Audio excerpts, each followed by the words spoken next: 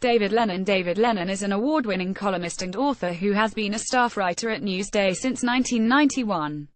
He was named one of the top 10 columnists in the country by the Associated Press sports editors in 2014 and also took first place in that category for New York State that same year.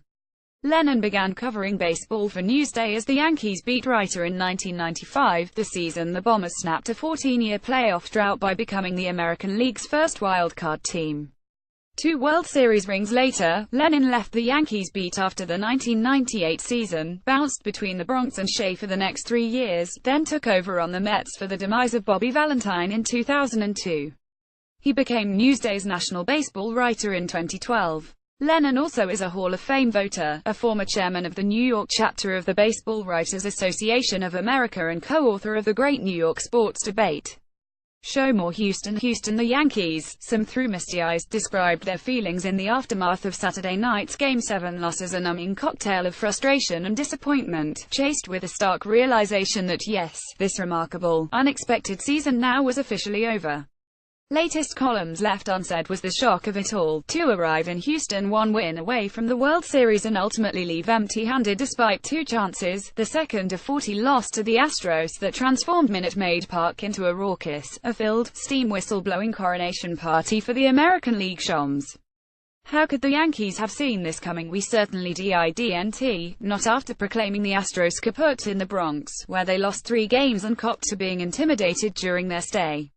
Ultimately, that turned out to be premature, and maybe counting out a 101-win team like the Astros, with 2 home games still in their pocket, was giving the Yankees a tad too much credit.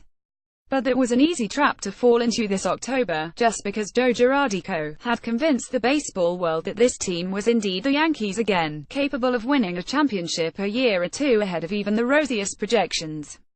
They did it through the rapidly maturing talent of homegrown prospects such as Aaron Judge, Gary Sanchez, Greg Bird and Luis Severino, a core for 2.0 for the next generation, blended with the leadership that veterans such as CC Sabathia, Brett Gardner and Todd Frazier provided.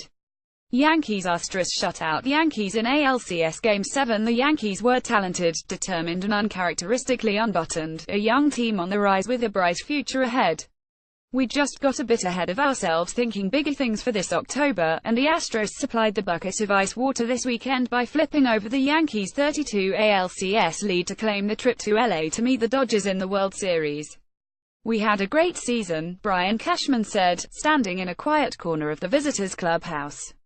It's been a wild and fun ride, but tonight it hurts because the ride's over. Now comes the long winter, and the time for the decision-making to further rebuild the roster for a shot at returning next October.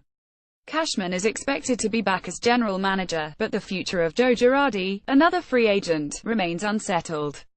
Girardi was one of the true believers in these 17 Yankees from the very start of spring training, and he treated this playoff run as this group merely playing to the ceiling of their abilities.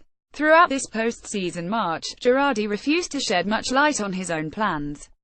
And with moist eyes on occasion, Girardi gave similar responses late Saturday night, saying, "I'm as proud of this group as I've been of any team I've ever managed." Yankees Elks Game 7 Yankees at Astros. As for wanting to come back, Girardi hedged on his answer. "I love what I do," he said. "The first thing I do is I always talk to my family first. Because I think when you have a job, your family has to buy in, too. So I'll sit down, talk to my wife and kids and see where they're at and what they're thinking. And then we'll see what the Yankees are thinking. That's not my concern right now. I've had 10 great years here. I feel extremely blessed. God has been good to me. And we'll see what the future holds." The week ahead was supposed to involve a World Series berth for these Yankees, who were confident that CC Sabathia would provide a sizable nudge toward LA by taking the ball for Game 7. Sabathia had been 100 with a 1.69 ERA in 13 starts following a Yankees loss, and Girardi, with a rested bullpen, wasn't going to need much more than 5 solid innings. But Sabathia wasn't the same Saturday night, and in the 4th inning, after losing an 8-pitch battle with Evan Gattis that resulted in a booming solo homer off the Locomotive Bridge, he steadily declined. Tommy Kahnle rescued him with a 1-pitch double-play ball to strand 2 in the 4th, but the Astros increased the lead to 40 in the 5th on Jose Altuve's homer and a 2-out, 2-run double by former Yankee Brian McCann. The Game 7 loss was an all-systems failure by the Yankees. They were betrayed by their bullpen and an offense that survived Dallas Keuchel and Justin Verlander but couldn't crack Charlie Morton.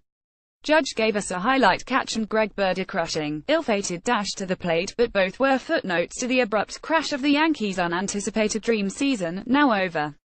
"It's tough," Judge said. "We didn't get the job done. That's about it.